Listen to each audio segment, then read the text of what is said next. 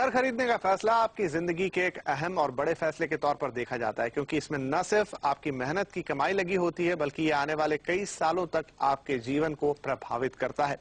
ऐसे में आज हम एक बार फिर आपको आपका घर खरीदने के फैसले में मदद करने की कोशिश करेंगे, लेकिन जैसा मैंने कहा एक दूसरे तरीके से। आज हम आपको एक रिसर्च की मदद से ये बताएंगे कि घर खरीदने से पहले आपको किन बातों के बारे में सोचना जरूरी है और किसी शहर में आपके लिए घर खरीदने से पहले किन बातों की तैयारी करना आपके लिए जरूरी, खासतौर पर अगर हम बात करें आपके आर्थिक पहलू पर। और इस चर्चा को करने के लिए आज हमारे साथ मौजूद है integrated personal finance services firm Arthayantra के सीईओ नितिन व्याकरणम। नितिन, बहुत स्वागत है आपका इंडिया रियल एस्टेट गाइड में। और सबसे पहले हम आपसे ये समझना चाहेंगे कि आपने एक टूल बनाया है ABRS करके, जिसका मतलब है कि अर्थयंत्र बाय वर्सेस रेंट स्कोर। यानी आप ये बताना चाहते हैं कि किसी शहर में आपके लिए क्या बेहतर होगा, घर खरीदना या फिर किराए पर रहना। इस तरह के टूल की जरूरत महसूस क्यों हुई आपको? जैसे आपने बोला, हम लोग एक पर्सनल फाइनेंशियल सर्विसेज कंपनी है। हम लोग प्रोफेशनल्स को हेल्प करते हैं। एंड जब भी प्रोफेशनल्स हमारे पास आते हैं तो एक क्वेश्चन हमेशा उनके पास रहता है कि मुझे घर कब खरीदना चाहिए, should I B buying the house आज के दिन में मार्केट के हिसाब से, या मुझे थोड़ा वेट करना चाहिए। जब हम लोगों ने इस क्वेश्चन को एक रिसर्च या ऑब्जेक्टिव वे में एड्रेस करने की कोशिश की थी, तो हमको कोई रिसर्च रिपोर्ट नहीं मिला इंडिया में जो बता पाए कि एक कंज्यूमर को from A personal finance perspective decision कैसे लेना चाहिए। इस वजह से हम लोगों ने ये तय किया कि हम ही वो रिसर्च करेंगे और हमने ये पेटेंटेड मेथोडोलॉजी जो अर्थयंत्र बाय वर्सेस रेंट स्कोर है वो बनाया है। राइट तो आपका जो ये बाय वर्सेस रेंट स्कोर है, हम जानना चाहेंगे कि किस मेथोडोलॉजी पे काम करता है और किस तरीके से ये इवेल्युएट करता है कि मुझे घर खरीद लेना चाहिए या फिलहाल किराए पे रहना बेहतर होगा। 5 अहम चीजें हैं यहाँ पे जो हमें देखनी चाहिए। एक है जो प्रॉपर्टी का कॉस्ट है वर्सेस रेंटल वैल्यू क्या है। इन दोनों को कंपेयर करना बहुत जरूरी है। तो ये स्कोर डाउन पेमेंट, आमतौर पे 20% इज डाउन पेमेंट जो रेगुलरली होता है। सो डाउन पेमेंट के लिए कितने को बचाने के लिए कितने साल लगेंगे? राइट अगर आज मुझे डाउन पेमेंट, मान लीजिए आप मान रहे हैं कि 20% है टोटल कॉस्ट का, 1 करोड़ का घर है, तो 20 लाख रुपए मुझे जमा करने हैं, तो कितना वक्त लग जाएगा? बिल्कुल बिल्कुल बिल्कुल। Third is the area. 1 lakh रुपए में मुझे कितना SFT मिलेगा? अगर आप कंपेयर करते हो, अगर हैदराबाद को कंपेयर करोगे तो इंडिया में सबसे ज्यादा आपको SFT में हैदराबाद में मिलेगा 1 लाख रुपए के लिए। अगर बॉम्बे को कंपेयर करते हो सबसे कम वहां मिलेगा। ये एक बहुत इंपॉर्टेंट फैक्टर है, उस फैक्टर को भी हमने इसमें कंसिडर किया है। राइट और क्या क्या फैक्टर्स हैं जो आपने इसमें लिए हैं? इसके अलावा we use a ratio called buy versus rent ratio, जो बताता है कि आपका EMI रेंट से कितना ज्यादा महंगा है।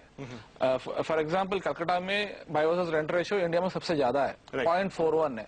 इसका मतलब ये है कि कलकत्ता में जो रेंटल वैल्यूज है वो काफी हाई है when compare to the EMIs you pay. Right अगर बॉम्बे की बात करूं, यहाँ का उदाहरण लूं कि एक मकान की कीमत मान लीजिए 1 करोड़ है या 1.25 करोड़ है, रेंट के तौर पे आपको हार्डली 25 या 30 हजार रुपए देने, लेकिन जब आप EMI देने जाएंगे तो करीब 90,000 से 1 लाख रुपए के आसपास की EMI आपको देनी पड़ेगी। तो काफी अंतर हो गया, 3 गुना या 3.25 गुना ज्यादा हो गया।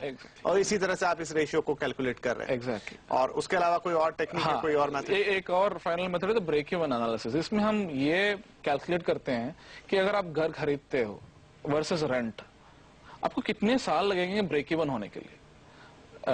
आमतौर पे ये देखा गया है वेस्टर्न मार्केट्स में कि 7 से 8 साल एक अच्छा रेशियो है।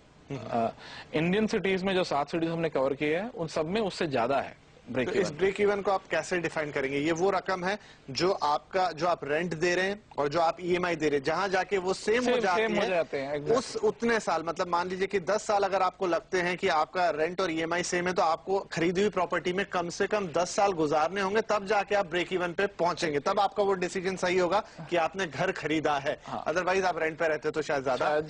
व्हाट इफ एनालिसिस, अगर ये किया होता तो क्या होता, दैट्स एनालिसिस। राइट और उसके अलावा एक छोटी सी बात ये मैं दर्शकों को यहाँ क्लियर कर दूं कि ये पूरी रिसर्च की गई है एग्जीक्यूटिव्स के लिए। अलग अलग यहाँ पर सैलरी ब्रैकेट्स लिए गए हैं, जिसमें 8 लाख, 10 लाख, 12 लाख, 15 लाख, 20 लाख, इस तरीके से ये आगे बढ़ता है। और आपकी सैलरी कितनी है, आप किस ब्रैकेट में आते हैं, उस हिसाब से यहाँ पर रिसर्च आपको बताती है कि आपको घर खरीदना चाहिए या बिल्कुल। अगर आप हैदराबाद सिटी कंपेयर करोगे विद अदर सिटीज, पर SFT कॉस्ट सबसे कम है इंडिया में। आप एक्चुअली इवन टायर 2 सिटीज को देख सकते हैं। तो उसमें हमेशा ग्रोथ के लिए स्कोप रहेगा। स्कोप रहेगा, राइट। बिल्कुल। चलिए फटाफट मूव करते हैं चेन्नई की तरफ, जो हमारा आखिरी शहर है। चेन्नई एक बहुत कंजर्वेटिव शहर है, उसकी तुलना एक बार फिर हम शायद कलकत्ता से कर ले। लोगों को बहुत फ्रिल्स वहां पसंद नहीं है, सादा सिंपल जीवन है, जॉब्स हालांकि वहां पर अच्छी है। तो उस सिटी के बारे में रिपोर्ट क्या कहती है? क्या वहां किराए पे रहना बेहतर ऑप्शन है या फिर घर खरीद लेना चाहिए? Chennai is a surprise package of Indian real estate. Chennai, if you look at the real estate prices, India में सबसे ज्यादा परसेंटेज बढ़त चेन्नई में हुई है। हम लोग आमतौर पे दूसरे सिटीज की बात करते हैं, दिल्ली, मुंबई और बैंगलोर या हैदराबाद की बात करते हैं, पर चेन्नई की कोई बात नहीं करते हैं। Chennai is like the underdog, जिसने आउट परफॉर्म कर दिया मार्केट को। चेन्नई की real estate prices have grown the highest as I told. Given that आज के डेट पे वहां पे घर खरीदना काफी महंगा है व्हेन कंपेयर टू रेंटल्स। जो कंजर्वेटिवनेस है आपको रेंटल्स में दिखेंगे चेन्नई के। अगर आईटी भी चेन्नई में काफी ग्रो हुआ है, उसके वजह से नए एरिया से जहां पे सप्लाई ज्यादा है वहां पे भी the cost of buying home is quite high. It's not so cheap. Chennai is a middle of a road city. ना दिल्ली मुंबई की तरह महंगा है, even after that growth, because Chennai 5 साल पहले प्राइसेस इतने नहीं थे। It's a middle of the road city. जो हैदराबाद या पुणे एक तरफ अगर ले लेते हैं जहां पे आप खरीद सकते हो घर, दूसरी तरफ अगर दिल्ली और मुंबई ले लेते हैं जो बिल्कुल महंगे, Chennai it fits bang in the middle.